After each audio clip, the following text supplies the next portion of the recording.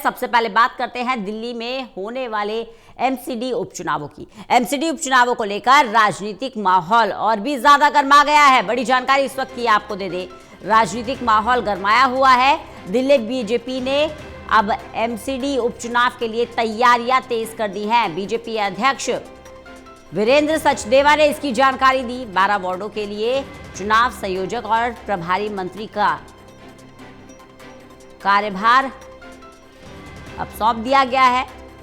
मनजिंदर सिंह सिरसा बने हैं मुंडका, तो अशोक विहार वार्ड के प्रभारी कपिल मिश्रा को शालीमार बाग की जिम्मेदारी भी सौंपी गई है। विनोद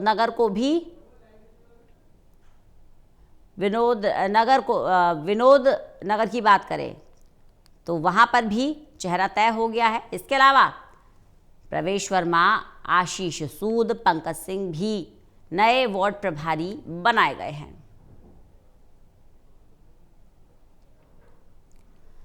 तो एमसीडी उपचुनाव को लेकर अब राजनीतिक माहौल गरमाया हुआ है। बड़ी जानकारी इस वक्त की आपको दे रहे हैं।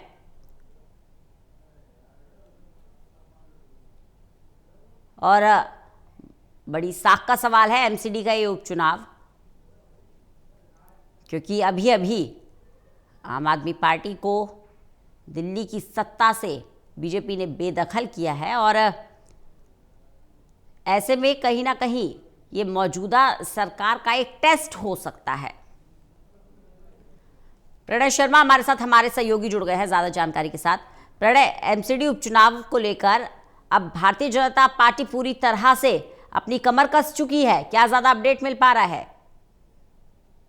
बिल्कुल, देखिए रंजना, अगर हम बात करें इस एमसीडी चुनाव की तो 12 सीटें हैं और इन 12 सीटों पर बीजेपी की पूरी कोशिश रहेगी कि वो जीत हासिल कर सके और इसके लिए जो कवायद है वो भी शुरू कर दी है। सभी मंत्रियों को एक बड़ी जिम्मेदारी दी गई है रंजना, और उन्हें इन 12 सीटों का प्रभारी जो है वो नियुक्त किया गया है। इसके अलावा संयोजक नियुक्त किए गए हैं, एक बाकायदा बैठक भी हो चुकी है और अब जो आगे की रणनीति है वो तय की जाएगी कि किस तरीके से वहां पर पार्टी को मजबूती के साथ चुनाव लड़ना है, खासतौर से उन सीटों पर जहां पर बीजेपी पिछली बारी जीत हासिल नहीं कर पाई थी। उन वार्ड पर सेंध लगाने की कोशिशों में बीजेपी जुटी हुई है। इसी के अलावा अगर हम बात करें, क्योंकि अब दिल्ली की में बीजेपी सरकार में भी मौजूद है और अगर निगम की बात करें तो वहां भी बीजेपी की सरकार है। ऐसे में अगर ये 12 सीटों में वो जीत हासिल करती है तो पार्टी और भी ज्यादा जो मजबूत है वो आने वाले दिनों में निगम में हो जाएगी और यही कोशिश बीजेपी की रहेगी।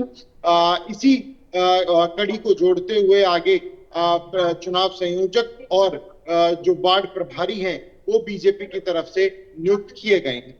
बिल्कुल, वार्ड प्रभारी बीजेपी की तरफ से नियुक्त कर दिए गए हैं। लेकिन प्रणय, अगर हम देखें तो अभी नई सरकार, रेखा सरकार के सत्ता में बैठने के बाद ये उपचुनाव आया है। ऐसे में क्या ये माना जाए कि ये एक टेस्ट हो सकता है मौजूदा सरकार के लिए?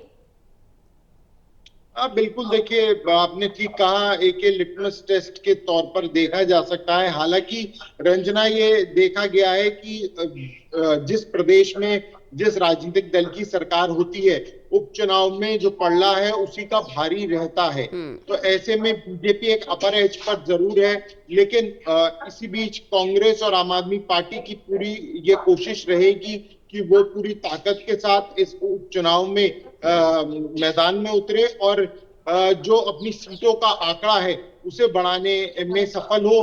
तो ऐसे में मुकाबला काफी जो दिलचस्प है रंजना, वो देखने को मिल सकता है। बिल्कुल प्रणय, आम आदमी पार्टी के लिए ये उपचुनाव साख का सवाल क्या साबित हो सकता है? क्योंकि जिस तरह से दिल्ली की सत्ता से आम आदमी पार्टी को दिल्ली की जनता ने बेदखल किया है, ऐसे में अपने आप को स्थापित करना, अपना वजूद स्थापित करना कि हाँ हम अभी भी एग्जिस्ट करते हैं दिल्ली की सियासत में, क्या ये उपचुनाव वो काम करेगा आम आदमी पार्टी के लिए?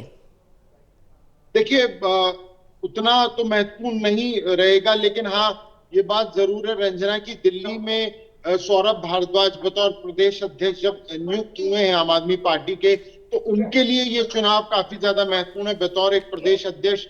वो क्या कुछ पार्टी के लिए कुछ नया कर पाते हैं। पार्टी काफी ज्यादा मजबूती के साथ वो सरकार को घेरने में तो जुटे हुए हैं, लेकिन अब जब चुनाव इतने नजदीक आ गए हैं, तारीखों का ऐलान हो गया है, तो निगम में पार्टी को मजबूत करने के लिए और एक एक सीट आम आदमी पार्टी के लिए काफी ज्यादा महत्वपूर्ण है, क्योंकि अगले साल फिर से मेयर चुनाव और स्टैंडिंग कमेटी के चुनाव और तमाम जो वार्ड कमेटियां उनके चुनाव भी होने हैं। तो ऐसे में एक एक सीट आम आदमी पार्टी के लिए बहुत ज्यादा महत्वपूर्ण है। तो उस लिहाज से भी आम आदमी पार्टी के लिए बहुत ज्यादा अहम रहने वाले हैं। वहीं कांग्रेस धीरे धीरे अपनी खोई हुई जमीन को वापस पाने में जुटी है। देवेंद्र यादव उसमें जुटे हुए हैं। विधानसभा चुनाव में सफलता नहीं मिली, लेकिन निगम में पार्टी की कोशिश रहेगी कि यहाँ पर वो कुछ सीटें जीत सके। चलिए, बहुत बहुत शुक्रिया प्रणय हमारे साथ जुड़ने के लिए, इस तमाम जानकारी के लिए।